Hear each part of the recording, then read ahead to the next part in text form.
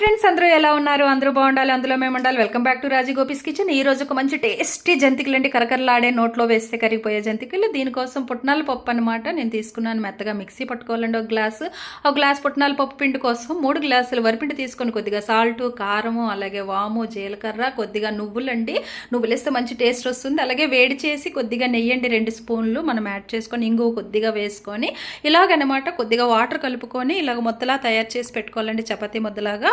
Oil తీసుకోవాలి deep fry కోసం. అలాగే ఒక జంతికలు వచ్చి తీసుకొని 3 హోల్స్ ఉన్న వచ్చి తీసుకొని ఇందులో కొద్దిగా ఆయిల్ రాసి ఆ ముద్దను ఇందులో పెట్టి మనకు కావాల్సిన సైజులో జంతికలు ఒక ప్లేట్లో ముందుకుండా వేసుకుంటే మనకి ఆయిల్లో డైరెక్ట్గా వేస్తే చెయ్యి మీదకి ఆయిల్ తులుతుంది కదా, ఒక ప్లేట్లో వేసుకొని ఇలాగ ఒకటి అందులో ట్రాన్స్ఫర్ చేసుకొని చక్కగా నీట్గా తీసుకుంటే అయిపోతుంది. అంతేనండి టేస్టీ జంతికలు.